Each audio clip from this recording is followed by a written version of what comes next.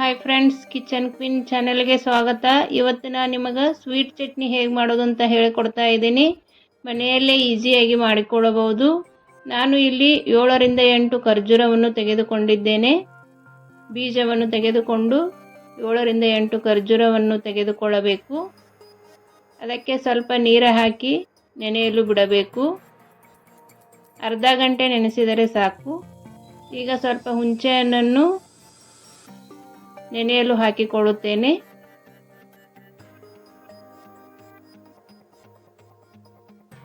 ಒಂದು ಅರ್ಧ ಗಂಟೆ ನೆನೆಸಿದರೆ ಸಾಕು. ಈಗ ಮಿಕ್ಸಿ ಜಾರನ್ನು ತೆಗೆದುಕೊಂಡು ನೆನೆಸಿರುವ ಖರ್ಜೂರವನ್ನು ಮಿಕ್ಸಿ ಮಾಡಿಕೊಳ್ಳಬೇಕು. ಇದು ಸೇವ್ ಪುರಿ, ಪಾನಿಪುರಿ, ಬೇಳೆ ಎಲ್ಲಕ್ಕೂ ಚೆನ್ನಾಗಿರುತ್ತದೆ. ಇದನ್ನು ಮನೆಯಲ್ಲಿ ಮಾಡಿ ಇಟ್ಟರೆ ಯಾವಾಗ ಬೇಕು ಆವಾಗ ಯೂಸ್ ಮಾಡಿಕೊಳ್ಳಬಹುದು. ಮಿಕ್ಸಿ ಮಾಡಿಕೊಂಡಿರುವ ಖರ್ಜೂರವನ್ನು ಒಂದು ಸಾಣಿಗೆಗೆ ಹಾಕಿ ಸೋಸಿಕೊಳ್ಳಬೇಕು.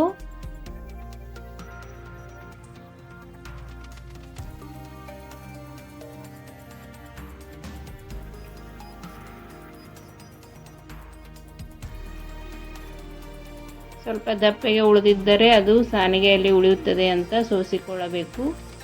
ಈಗ ನೆನೆಸಿಕೊಂಡಿರುವ ಹುಣಸೆ ಹಣ್ಣನ್ನು ಇದಕ್ಕೆ ಹಾಕಿ ಸೋಸಿಕೊಳ್ಳೋಣ.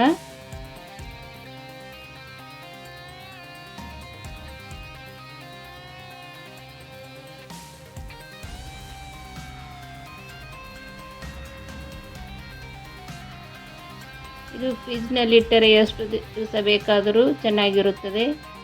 ನಮಗೆ ಯಾವಾಗ ಬೇಕೋ ಆವಾಗ ಯೂಸ್ ಮಾಡಿಕೊಳ್ಳಬಹುದು.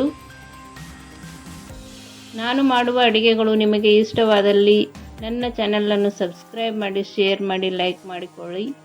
ಬಾಜು ಇರುವ ಬೆಲ್ ಐಕಾನನ್ನು ಪ್ರೆಸ್ ಮಾಡಿ. ನಾನು ಹೊಸದಾಗಿ ಹಾಕುವ ವಿಡಿಯೋಗಳ ನೋಟಿಫಿಕೇಷನ್ ನಿಮಗೆ ಬರುತ್ತದೆ. ನೀವೇ ಮೊದಲಿಗೆ ನೋಡಿಕೊಳ್ಳಬಹುದು. ಸೋಸಿಕೊಂಡಿರುವ ಖರ್ಜೂರ ಮತ್ತು ಹುಣಸೆ ಹಣ್ಣನ್ನು ಒಂದು ಬಾಣಲೆಗೆ ಹಾಕಿಕೊಂಡು ಅದಕ್ಕೆ ಸ್ವಲ್ಪ ಬೆಲ್ಲವನ್ನು ಹಾಕಿಕೊಳ್ಳಬೇಕು. ಬೆಲ್ಲ ಸ್ವಲ್ಪ ಜಾಸ್ತಿನೇ ಹಾಕಿಕೊಳ್ಳಬೇಕು. ಈಗ 1 ಸ್ಪೂನ್ನಷ್ಟು ಉಪ್ಪನ್ನು ಹಾಕಿಕೊಳ್ಳುತ್ತೇನೆ.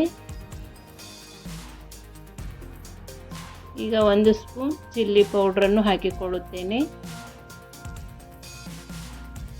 ಈಗ ಇದಕ್ಕೆ ಟೇಸ್ಟಿಗೆ ಬ್ಲ್ಯಾಕ್ ಸಾಲ್ಟನ್ನು ಹಾಕಿಕೊಳ್ಳುತ್ತೇನೆ. ಬ್ಲ್ಯಾಕ್ ಸಾಲ್ಟ್ ಹಾಕುವುದರಿಂದ ಟೇಸ್ಟ್ ಚೆನ್ನಾಗಿ ಬರುತ್ತದೆ. ಒಂದು ಅರ್ಧ ಸ್ಪೂನ್ನಷ್ಟು ಬ್ಲ್ಯಾಕ್ ಸಾಲ್ಟನ್ನು ಹಾಕಿಕೊಳ್ಳುತ್ತೇನೆ.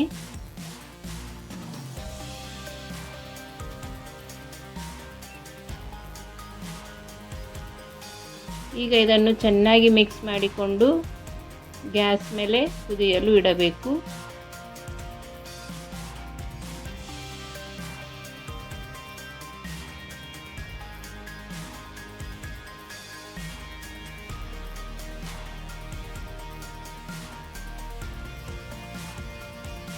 ಇದನ್ನು ಮನೆಯಲ್ಲಿ ಒಂದು ಸಲ ಮಾಡಿ ನೋಡಿರಿ.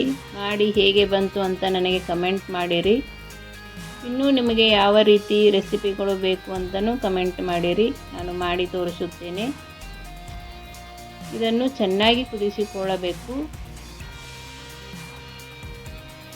ಸ್ವಲ್ಪ ಗಟ್ಟಿಯಾಗುವವರೆಗೂ ಕುದಿಸಿಕೊಳ್ಳಬೇಕು. ಈಗ ಟೇಸ್ಟ್ ನೋಡಿ ಮತ್ತೆ ಏನು ಬೇಕು ಅದನ್ನು ಹಾಕಿಕೊಳ್ಳಬಹುದು.